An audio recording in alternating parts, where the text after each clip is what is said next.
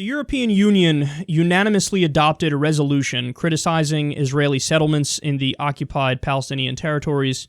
The Guardian reports, the resolution emphasized that EU agreements with Israel applied only to the state of Israel within the pre-1967 border, adding that the EU must unequivocally and explicitly indicate their inapplicability to the territories occupied by Israel in 1967.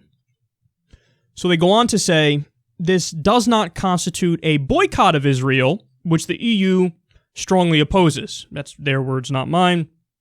The EU will continue to closely monitor developments on the ground and their broader implications and will consider further action in order to protect the viability of the two-state solution, which is constantly eroded by new facts on the ground. Okay, so in my opinion, this is a step in the right direction in the sense that the EU, and at other times it's been the international community, acknowledges, continued occupation is not a solution, it's not okay, it's not a 50-50 thing, it's wrong. And since it's wrong, we're going to try to take steps within reason that denounce that and hope to push us in the other direction. Now, having said that, I will admit, I don't think this goes far enough. I think that if you really, really wanted change, if you really wanted a two-state solution, and you wanted to bring it about ASAP, there's a pretty easy way to do it, which is go all the way and say, you know what, boycott. Boycott. Now, there is one legitimate criticism of not the EU, but the international community, the United Nations, where people say, come on, man, like, all you do is beat up on Israel, and there are other nations that have tremendous humanitarian issues that, you don't condemn them nearly as much. That's true.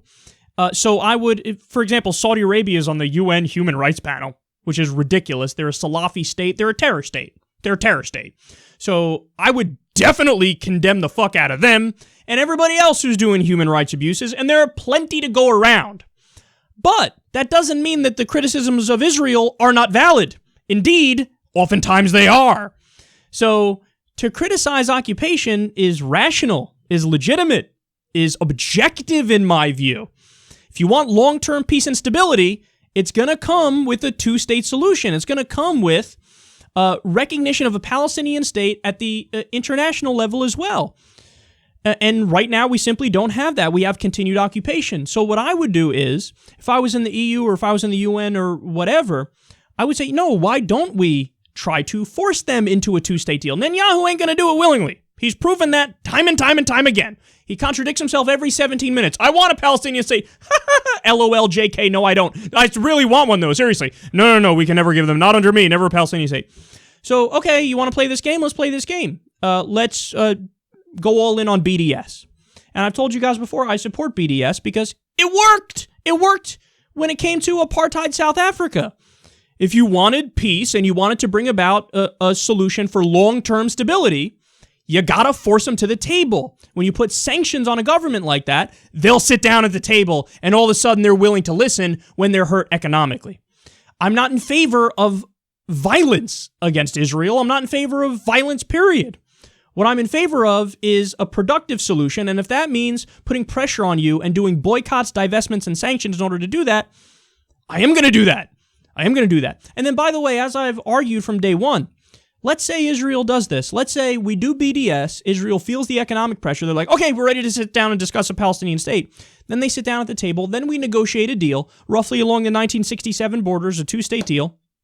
Let's say that happens. Share Jerusalem. After that, every single attack launched from Hamas against Israel, which I do think is going to happen, of course, well then, the whole world is going to unite behind Israel and go, wait. We try to do a two-state deal. We try to be reasonable. We did a two-state deal. We have a two-state deal now. We should move towards long-term peace now and not continue fighting. But Hamas were the ones that just decided we're going to go on the offense and continue to fight even after there was a deal. And that the whole world is going to go, Israel's right, Hamas is wrong, and this is fucked up, and we need to put an end to Hamas violence. That's simple. The whole world will unite behind Israel if you do a two-state deal. But they're not doing it, and they don't want to do it. Likud doesn't want to do it. Netanyahu doesn't want to do it, so you force them to do it. If I'm Obama, I'm saying, oh, really? So you don't want to do it? That's nice. All of the over $1 billion worth of aid gone. You're not getting any aid. Sorry, what am I going to do? Are you serious about this or not? If you want to negotiate and you want to do a two-state deal, you get all the aid. The U.S. we can lift our veto at the UN and make it possible to have a Palestinian state. I would do that immediately. Why wouldn't I do that? Do BDS. Tell them, look, come to the table or we're going to go and do BDS. And then if they say no, do it. If they say yes, don't do it. But sit down, work it out, get the 67 borders, do a deal, and then after that, everybody's going to line up behind Israel if Hamas attacks. It's that simple. But, of course, they don't want to do it, and we're taking little steps in the right direction here, where they say, label the stuff coming out of the occupied territories, because guess what? People that have a conscience don't want to buy shit coming out of the occupied territories. Look, I get it. I don't want to buy anything. We did a story yesterday about child slaves working in mines in the Congo that are the battery in your phone and your laptop. I'm against that too, and we need to fight to change that as well. Believe you me, I want to lead that fight, okay? I'm against buying shit from the slave labor, child workers, you name it. I'll boycott everybody if I have to do it and try to bring about a better world.